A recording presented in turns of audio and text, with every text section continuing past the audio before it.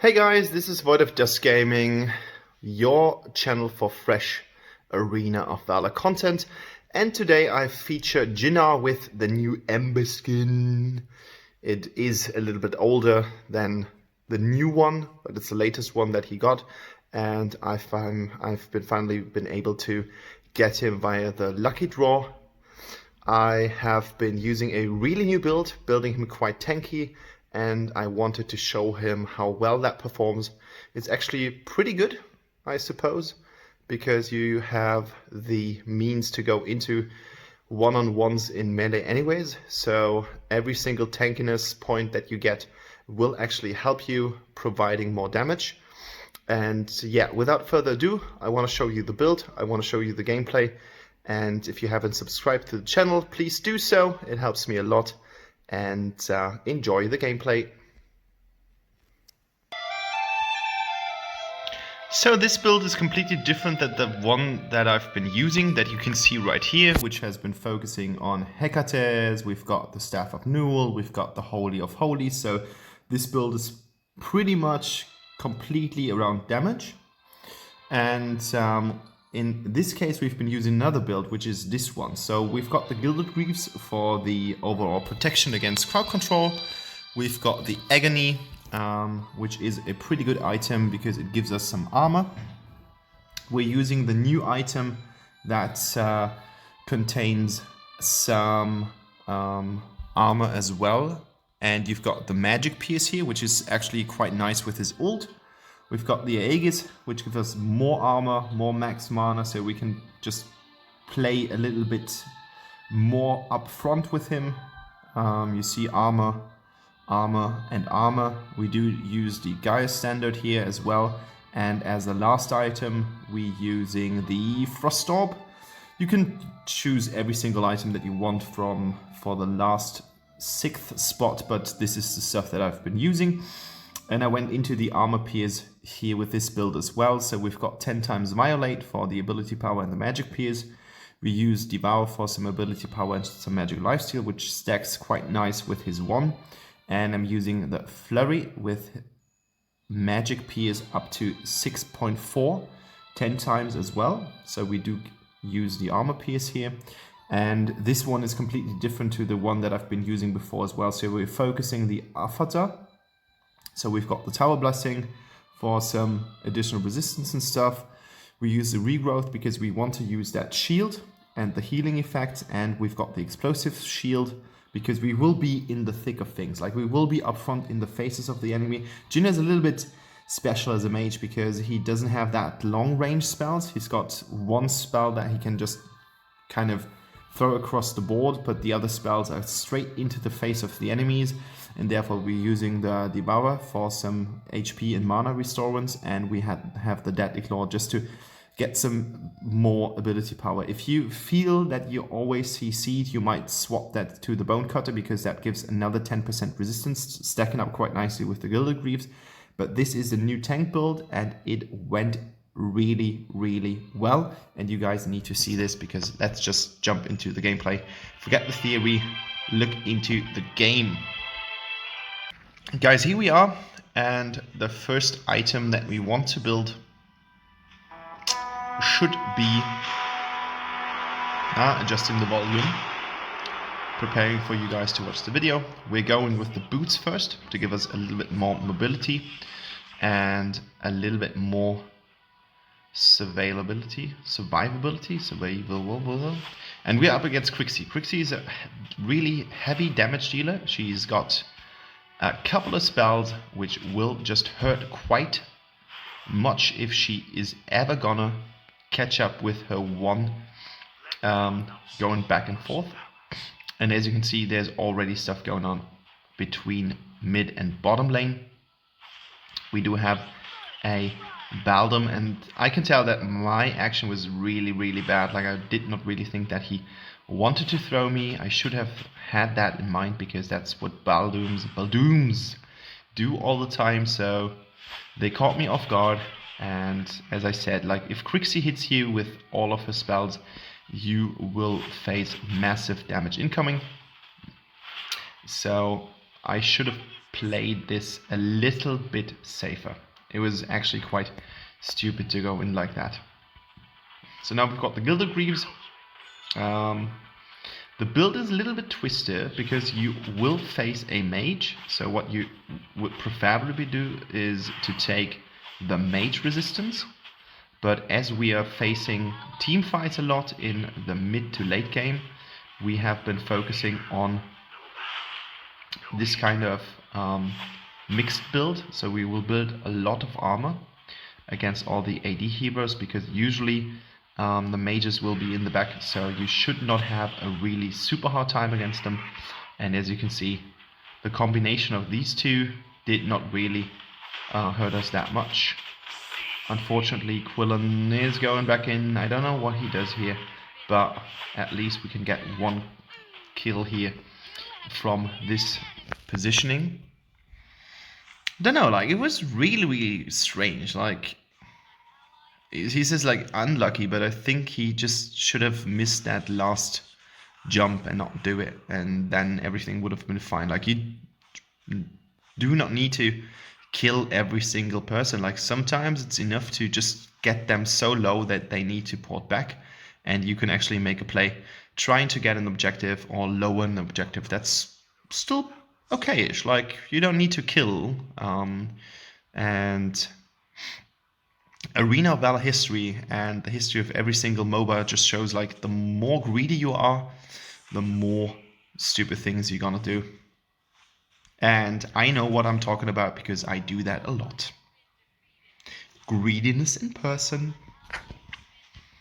So I just wanted to go in here, remove that health thing from her, because I saw that they were doing stuff on the bottom lane. So I thought, like, it would be quite nice actually to get some damage on the tower to go in and do things. They miss both their spells. Walcott is going to be a pain in the ass here. He's just invincible for quite a long time, and luckily here our Lubu is able to shut him down. We need to be a little bit careful about Levi. Like, I haven't played against him that much, so still trying to figure out how much I can offer before he kills me. So this is kind of some analysis here that I'm going through. But so far the game is not looking good. Like, we are facing a 2-8 in the 4th minute, so you can already tell that the enemy is pressing in quite nicely, and we do have a hard time to try to repel them and try to get them back into base. And they already have gotten one tower. Bot tower is already theirs. And of course everyone is grouping now on bot lane. The feat is quite nice. So I'll try to help cleaning up a bit the pieces that everyone was throwing in. And now I need to go back into my middle lane to just get some minions here.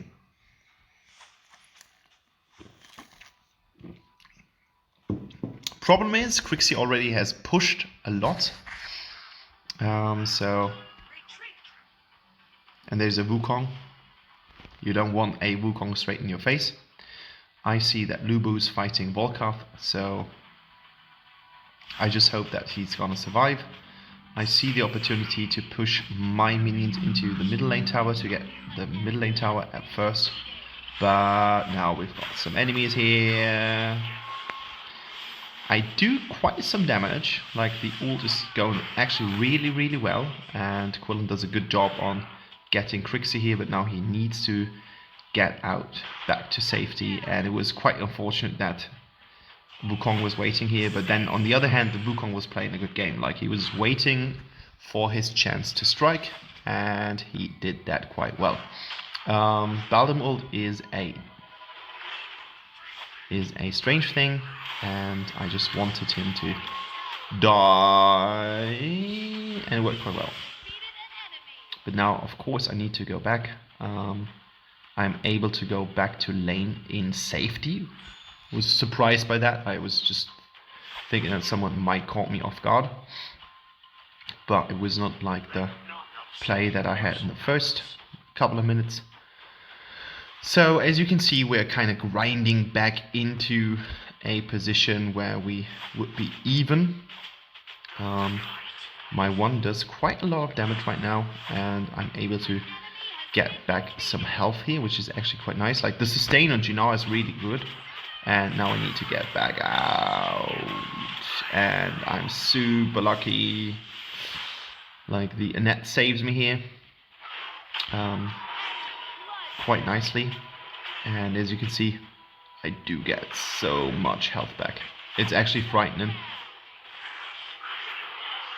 So we put ourselves into a really nice position. Like we do get a double kill here, and that means that we have freed up the minions to go right into the tower. Like Crixie can't really defend it.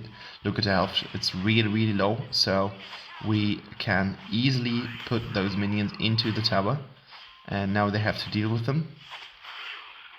And that's like the favorite position that you want to have. Like you want to have the upper hand, you want to tell the enemy what he has to do. And that's something that we are trying to do here. Another tower has been ripped down, so we turned the tides of the war. As I said, like they have been pushing into one tower and they got it really easily on the bottom lane, but now we are back in the game, and now we found a way to get to the enemies. Ultimate here, dealing a lot of damage. And I just want to remind you guys that I have been building him tankness. Like this is just like a pure tank build. We're not doing that much on the side of damage, but it's working actually quite well because our spells are really powerful, and therefore I think it's a pretty nice idea to try that kind of build out on Jinnar, and he might just be one of the heroes of this patch or this update, however you want to call it. So now we have stacked up the Frost Guard, so we do get a little bit from the passives here, and as well as some armor pierce, which is actually quite nice, because that's just gonna give us the opportunity to go in and fight things. And Volkov is just like, this thing is crazy, and I don't know how I did it, but I ended up on a 5-1 through this fight. Unfortunately, it's a 12-15. Of course, Volkov says like nice focus because we focused him in his invincible state, so whatever. And after they've got one tower, they're taking the second one. And now we need to be careful because that might just be the third tower. Lubu is getting back, so this is kind of like, everyone, let's just go in. Okay, so at least we defeated this, but the problem is we just gave them one really good window. Clearing our jungle, getting 2 towers, and getting the third tower to almost no health. Like it's got half health, which is actually super bad. Like really super bad. How do you guys like that skin? Like, I think it looks actually pretty brilliant. Like, I don't dig that normal Jinnar skin that he has. There was a lag here. There was some kind of lag spike that Volkov was facing. Now we have Wukong on my heels. Good thing is I can go out, defeat Volkov here by incident. Like, that was just kind of pressing buttons. Double kill here. And now I try to get the Crixie. And I thought he was already dead. Like that was my assumption, that he was dead, and I died here. But 7-2, what am I going to complain about? Like, it actually worked quite well. Need a haircut because of the corona thing. Hairdressers are not open yet here, but I can see it in the videos. Well, I guess everyone looks like that. So Darkslayer has been killed.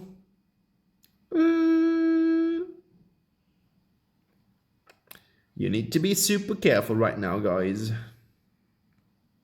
All in all, I think the build went pretty well. Like, I think the build is actually quite powerful.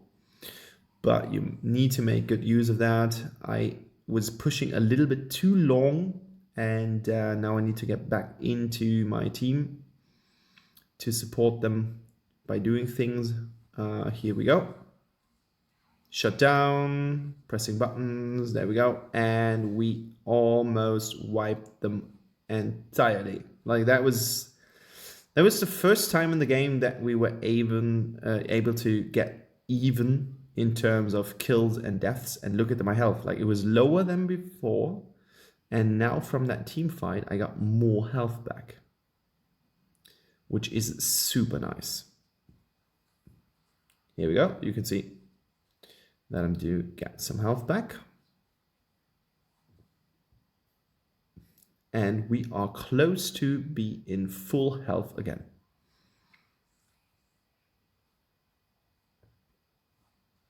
So I decided to take that minion.